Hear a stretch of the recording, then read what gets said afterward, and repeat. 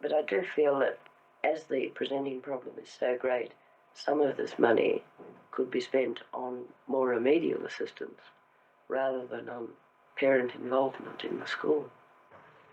Maureen, could I just interrupt you there for a moment? I just want to ask you a few questions about the language program in the school. Could you tell us about it? Yes, Alistair. We're very pleased with our language program, the way it's going.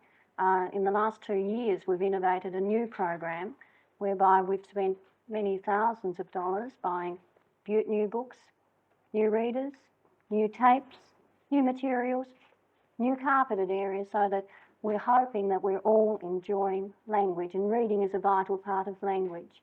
And we feel by doing this that we're already stimulating everyone to go on to bigger and better things. You do feel it has been successful? Well, I think the children feel it's been successful because they're the ones who are gaining the enjoyment from it and living it, I think, too. But what about in actual reading, for example? Do you think they've all developed as they should have in reading? Well, we feel that everyone now has the opportunity to develop as well as they possibly can. We're hoping this comes from a natural desire to want to read and to want to develop. We feel, and again, it can't be proven, we only know from the confidence that the children show, from the reading that they're now doing, from the major use of the library, that this all points to success as far as we're concerned. And so the night passed by. The baby was asleep. The animals and the shepherd stood round the manger in silence. Everything was quiet.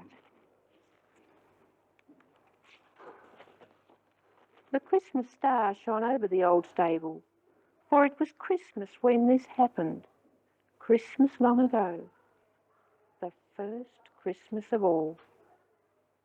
Judy, you've been librarian here for 2 years now. How have the children reacted to the library over that time? Initially, they started borrowing materials with some hesitation, some reluctance, probably through fear of damage or loss or just unfamiliarity with a lot of books.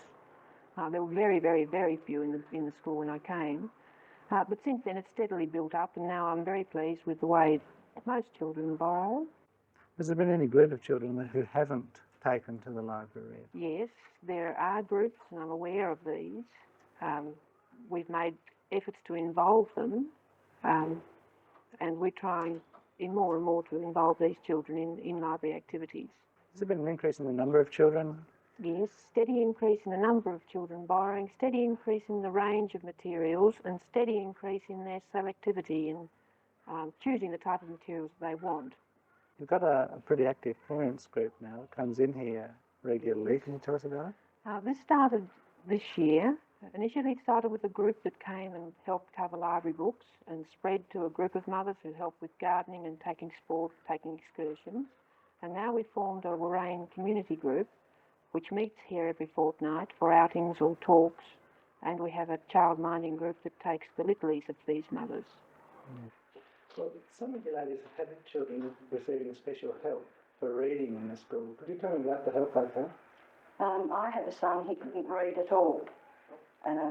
He was having difficulty in spelling and reading, and Mrs. Greaves has a special class here, and she started bringing him into her class and reading.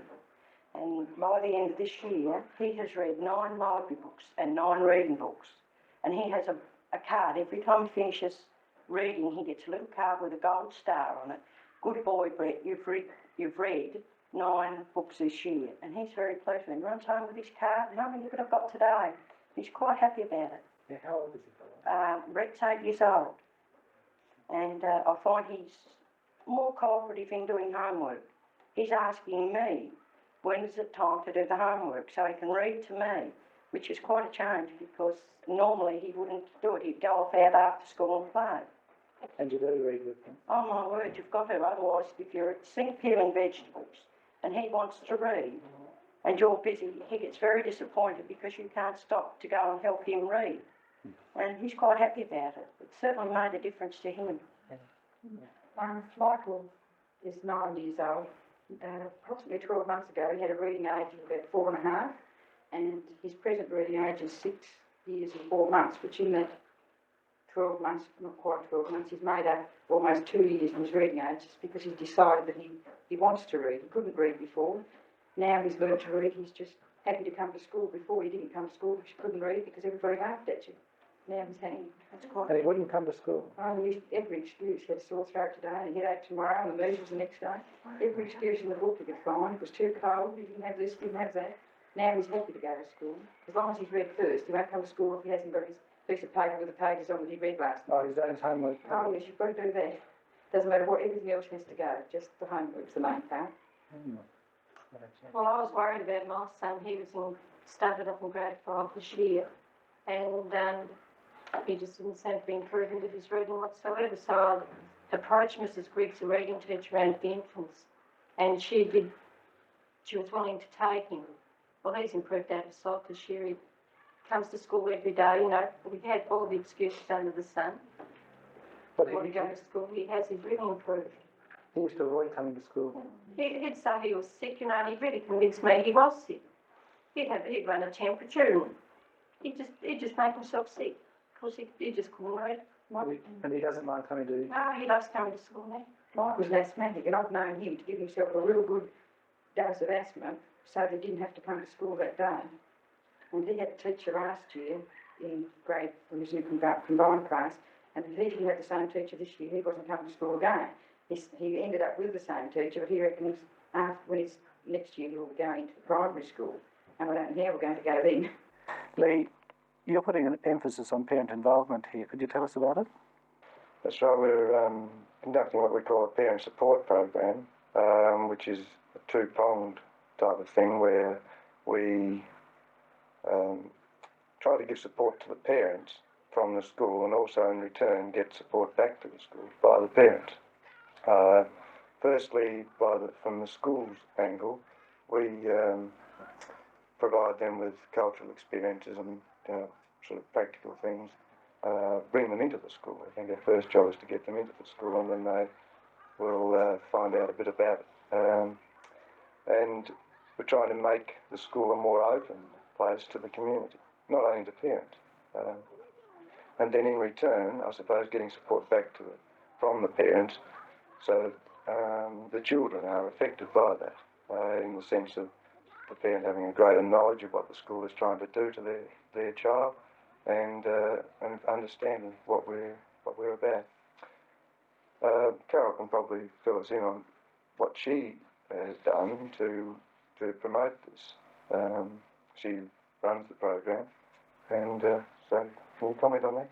In practical terms, to get parents into the school is a matter of welcoming them, making them feel that there is a place here within the school that is for them alone in some areas.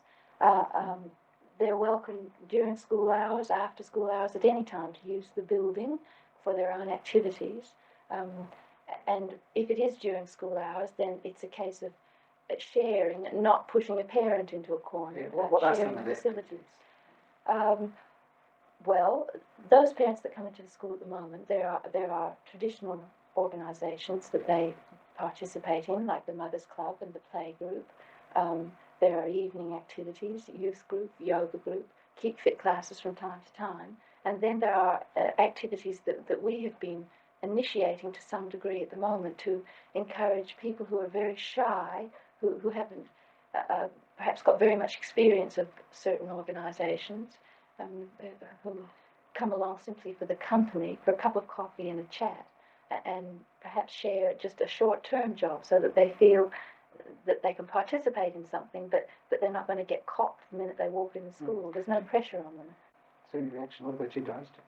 Well, I sort of realise that the long-term goals with this program, this parent support program, will perhaps lessen the problem that I face today, the children's problem, remedial reading in particular. But I do feel that as the presenting problem is so great, some of this money could be spent on more remedial assistance rather than on parent involvement in the school.